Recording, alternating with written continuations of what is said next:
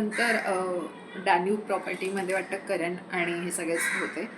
So करण विशालला बोलत होता, हे बघ तू जर तुझ्या ग्रुपला टोळी बोलतोयस, मग हे बोलू नकोस की बाकीचे जे आहेत ते ग्रुप आहेत आणि हे सगळे जुळणे येतात, हे नको बोलूस. तुझा ग्रुप तुझा ग्रुप, बाकीचे काय मग नाही असं नाही. मला सगळे तुम्ही लोक पहिलेच उडवून टाकता, तुम्ही लोक माझ्याशी अनफेअर खेळता, असं तसं. तो असं नाही आहे. अनफेअर कशाला खेळू? तिकडे एक मेजॉरिटी आहे, तुझ्याकडे एक 4-5 जण आहेत, मग तू तुझ्या ग्रुपमध्ये लोक वाढव. तू तसं काम कर ना. तू स्वतःच्या ग्रुपला ग्रुप आहे आणि दुसरा ग्रुप तो येडा आहे का? मग नाही ना, असं नाही चालत. मग ते पण अनफेअरच आहे ना.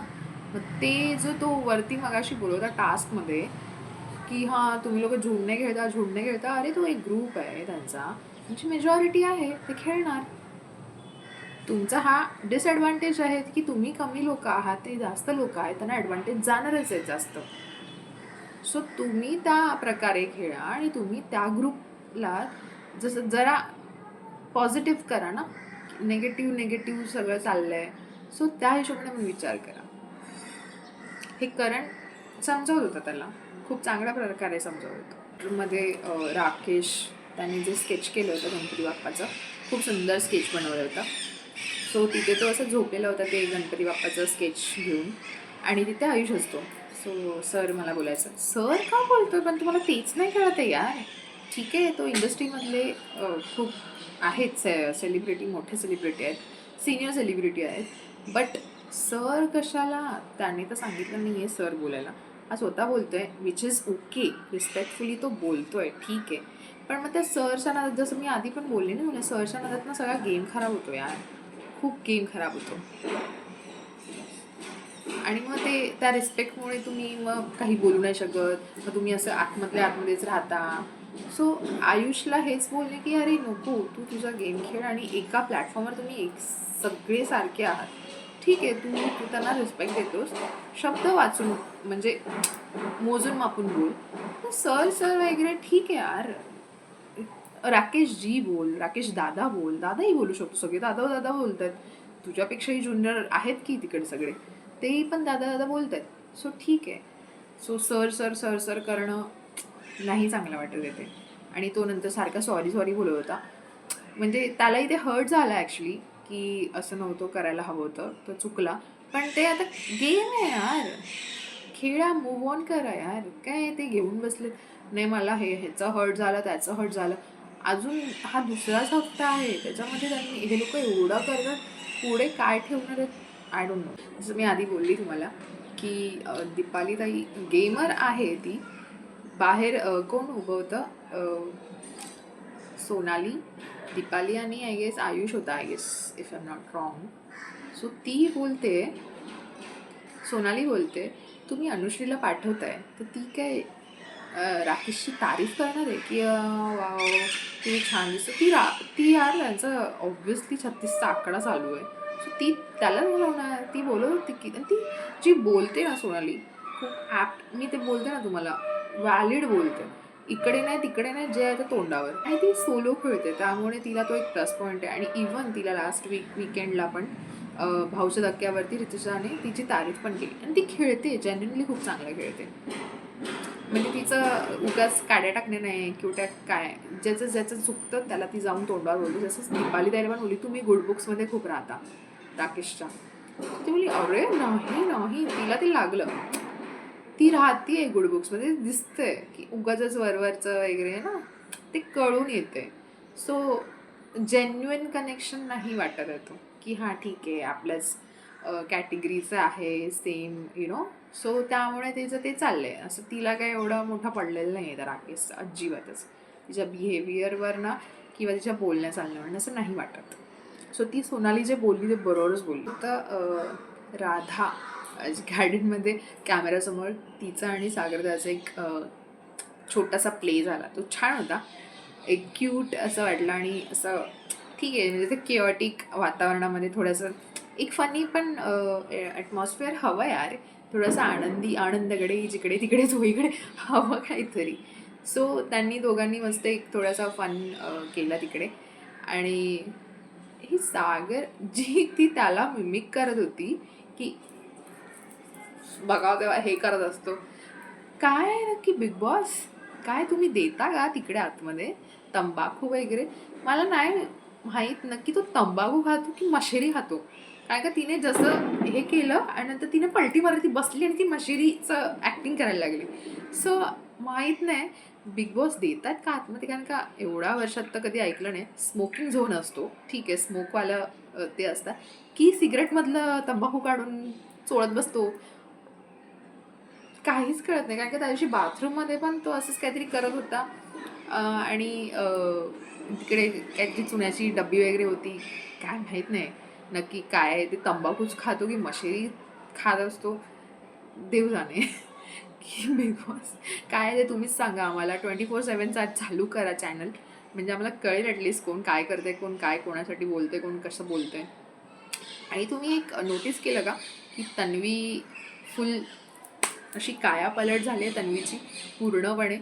म्हणजे भाऊच्या धक्क्यानंतर रितेशने जे तिला समजवलं ते तिने घेतलं, खूप चांगल्या पद्धतीने घेतलं. आणि पण एका भाऊच्या धक्क्यावरनं एवढं लगेच नाही कळत की बिग बॉसने जाऊन सांगितलं तिला की हे बघा तू ग्रुप चेंज कर, असं जसं तू असं कर, असं काय नक्की म्हणजे एवढं.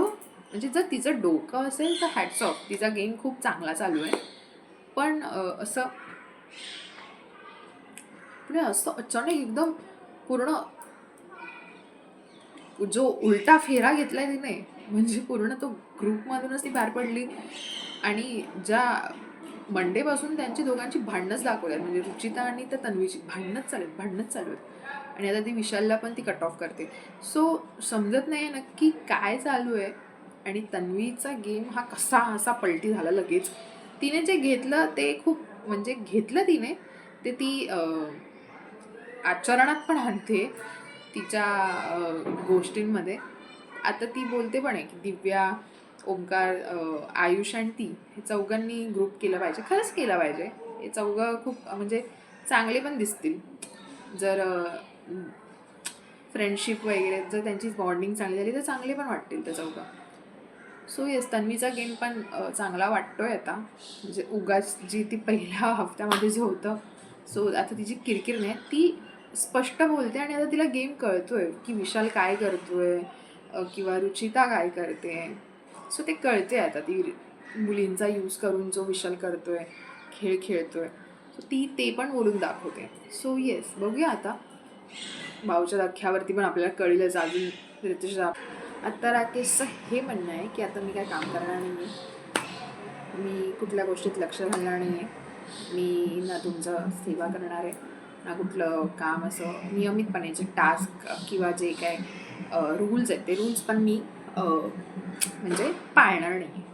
म्हणजे त्याने ते केलं ना, ते झोपला, मग प्राजक्ताजी उठवायला गेली वगैरे, तो नाही उठला.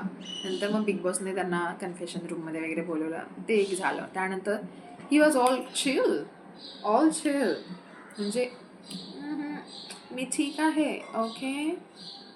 So yes, so Bigg Boss बोलवेपर्यंत चालू होतं का, ठीक आहे ना यार, काय कोणाबद्दल तुम्ही, कोण त्या आजच्या मुली आहेत त्यांचे विचार आय डोंट नो काय कसे आहे ते देव जाणे, ते त्यांनाच माहिती.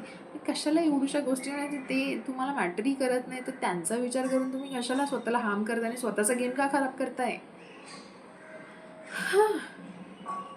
सो सगळे तेच गार्डन एरियामध्ये बसून बोलत होते की नक्की, म्हणजे करणने विचारलं की नक्की काय करायचं, नक्की काय हवं आहे तुम्हाला. सो ही वॉज लाईक की नाही, मला आता काहीच नाही करायचं, मी आता ह्या गेममध्ये इन्व्हॉल्व नसणार वगैरे, असं जसं ते झाल्यानंतर इन्व्हॉल्व ते बिग बॉसने बोलवलं कन्फेशन रूममध्ये. सॉरी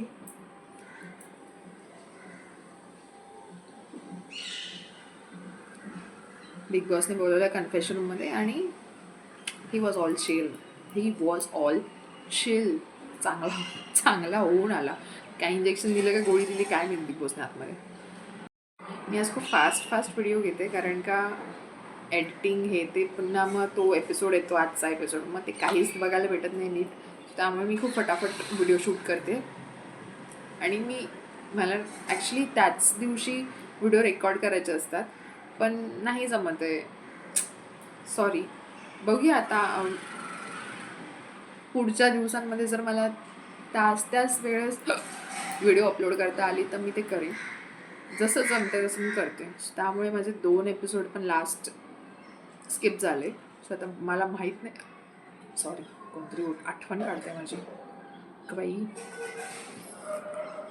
राकेश दादाबद्दल जास्तच बोलली का मी. सो येस, एंड झाला, एक भांडण झालं पुन्हा. मध्येच ते छॅटरो थोडेसे जोक्स झाले. So let's not give importance.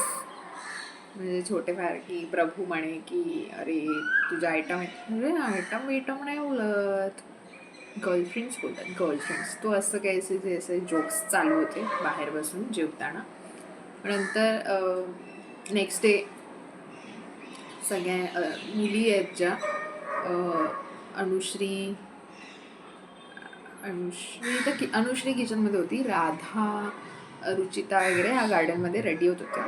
आणि तिकडे दीपालीताई आली की मला काहीतरी बोलायचं आहे की कोणाचे तरी कपडे आहेत जे झिपलॉकमध्ये ठेवलेले आहेत जे टॉयलेटमध्ये आहे. सो मग राधा म्हणाली की कोणाचे, पिंकवाले आहेत ते अनुश्रीचं असेल मे बी, आमच्या दोघींचे कपडे होते. सो ती बोलली एकदा चेक करी बघायला.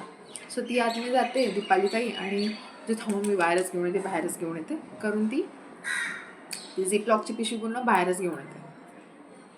तेवढ्यात राधा येते आणि बोलते अरे ही माझेच आहे कपडे, मी टाकते आता ते. तू दे ना, तू दे, तू दाखवत कशाला आणली आहेस पुढे, असं राधा बोलते दीपालीला. दे ना, मी एक्सेप्ट करते, मी फेकून देते अरे ते.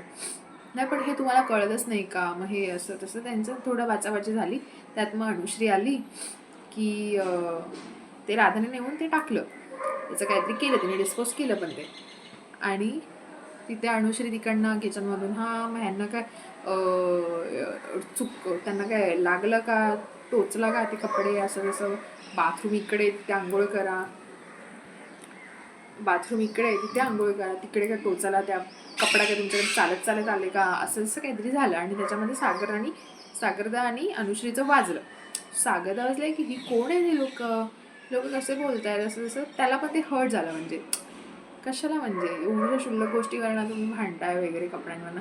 सो ते एक मोठं नाही झालं ते भांडण, तिथल्या इथेच थांबलं. राधा पण बोलली अनुश्रीला की थांब आता, झालं ते सॉर्ट झालं, जाऊ दे, आपण आपली चुकी मानूया, आपण सॉरी बोलूया. सो ते थांबलं. मग सागरदाला थोडंसं हर्ट झालेलं की तो जाऊन बाथरूममध्ये बसलेला. त्या बाथरूममध्ये पण त्याच्या हातात काहीतरी होतं, तंबाखू होता का काय होतं, काय खातोय तो नक्की, बिग बॉस सांगा मला, काय खातोय, काय प्रोव्हाइड करतोय तुम्ही, असं की तो खरंच सिगरेटमधला तंबाखू काढून खातोय की मिश्र्या लावतोय, काय करतोय नक्की. सो येस, हा होता बिग बॉस मराठी सीझन 6चा 12व्या एपिसोडचा रिव्ह्यू. मी खूप फास्ट केलेला आहे, मला माहिती आहे. मी काही जास्त म्हणजे छोटे जोक्स होते किंवा काय, मी जास्त घेतलेले नाही आहेत, कारण का खूप घाईमध्ये मी रिव्ह्यू करते. ॲक्च्युली माझा फोन पण जो दुसरा मी यूज करते त्यामुळे क्वालिटी लो झालेली आहे, त्यामुळे माझा मूड पण ऑफ आहे. सो बघूया, माझा फोन मला खाली करावा लागणार आहे, स्टोरेज फुल झाली आहे. सो छोटे मोठे अपडेट्स असतील तर मी ते देत राहीन चॅनलवरती. सो त्यासाठी तुम्ही प्लीज सबस्क्राईब करा आणि माझ्या चॅनलला, आणि मला सपोर्ट करा. पुढे जे काही रियालिटी शोज किंवा माझ्या लाईफबद्दल, एक ब्युटी इन्फ्लुएन्सर पण आहे, सो प्रोडक्ट रिव्ह्यू वगैरे पण ह्या चॅनलवरती असणार. सो बघू या चॅनलवर किंवा दुसऱ्या चॅनलवरती मी तसं काहीतरी करेन. So yes, mix and match असं काहीतरी करेन. सो आपण बघूया पुढे. आता आजचा एपिसोड आपण बघूच, जमलं तर मी आज रात्रीच रिव्ह्यू करेन किंवा मग उद्याच करते. सो येस, 2 दिवसात भाऊचा धक्का आहे. बघूया कोण, दादा रितेशदा कोणाची शाळा घेतो आहे, कोणाला ओरडा पडतो आहे, कोणाला काय अप्रिशिएट केलं जातं आहे, सो आपल्याला कळेलच.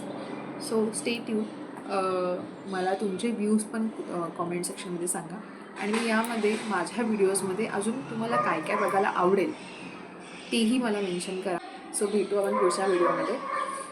आणि म्हणजे मी एक मेकअप आर्टिस्ट असल्यामुळे पण माझ्याकडे खूप असे प्रोडक्ट्स आहेत, त्याबद्दल पण मी रिव्ह्यू करत राहीन. जे माझे शॉर्ट्समध्ये मी व्हिडिओ करेन. सिंगल प्रोडक्ट्सचे. जर वाटलंच तर मी लेंदी व्हिडिओ बनवेन, त्यामध्ये मेकअप ट्युटोरियल वगैरे पण देईन. सो येस, आजचा रिव्ह्यू कसा वाटला मला कॉमेंट सेक्शनमध्ये सांगा. आणि लाईक करा आणि सबस्क्राईब करा. प्लीज सपोर्ट करा. थँक्यू.